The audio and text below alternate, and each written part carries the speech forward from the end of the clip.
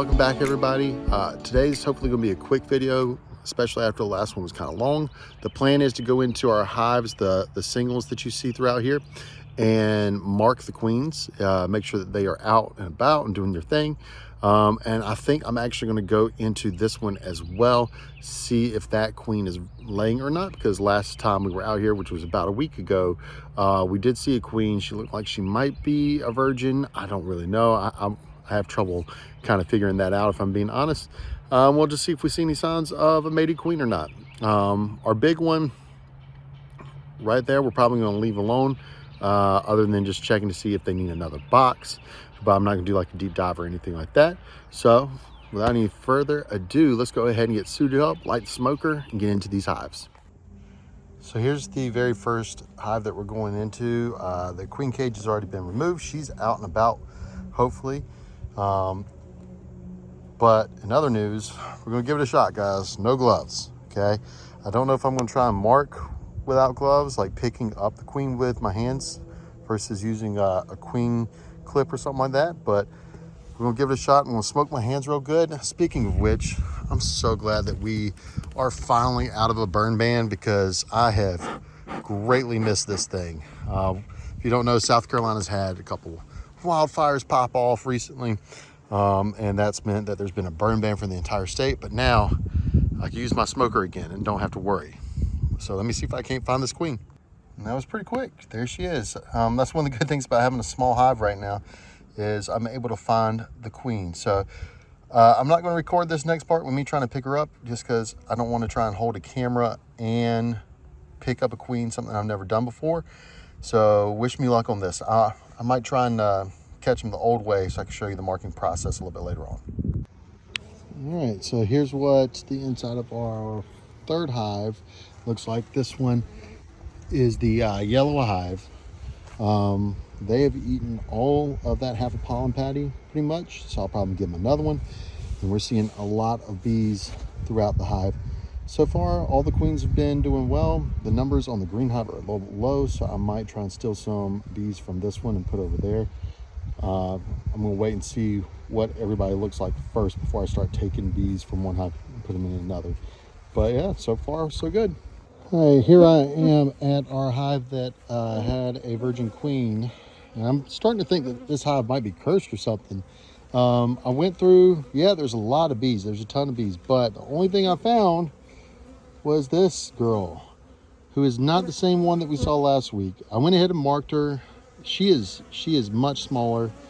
But this is, by the way, my queen marking cage. What I do is I actually capture her in that, transport her into this, just kind of like block part of her path and let her go into it. It's got a lever on the side. I prefer to use my finger and just slowly push up. And the bottom of the surface here is actually kind of a spongy material.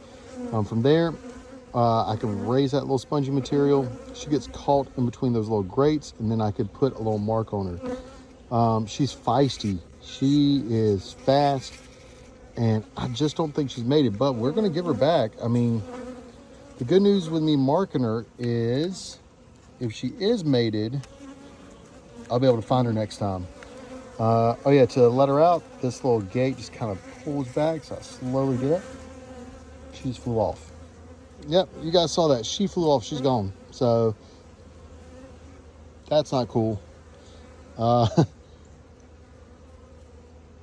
Yeah, hopefully she finds her way back to this hive. Otherwise, she's going to end up in this hive probably, and that's not going to be good. Or she might end up over here. Cursed. That's all I'm going to say is cursed. All right, so everybody's pretty happy. Got some orientation flights going on right now.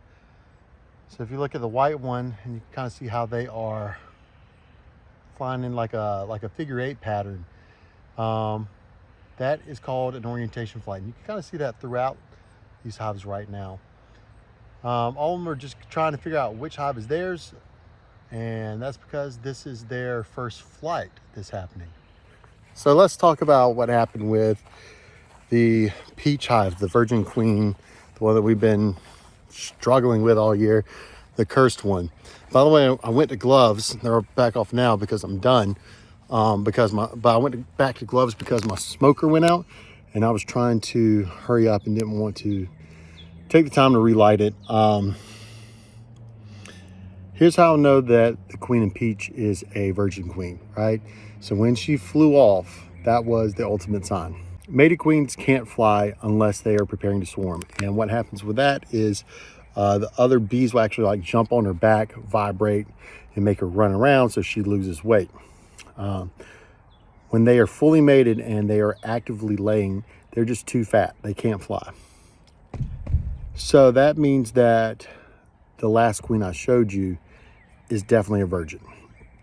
Now, my concern is her drifting into one of the neighboring hives that currently have mated queens. I'm trying to figure out what's the best thing to do, because I hope she went back into her hive. There's no way to really tell unless I suit back up and go in. And to be honest, that's not pressing. I'm not going to do it today. But they got to figure things out soon. I could just buy a new queen and find one local and then go back in and find her, pinch her, and put the new queen in, problem solved. I don't really want to do that because I would like to save my money, if I'm just being honest. But this has been an ongoing saga. That hive feels cursed. That is not the same queen that I saw in the last video. I don't know. I'm going to wait another week or so and see what happens and make the call from there, I guess.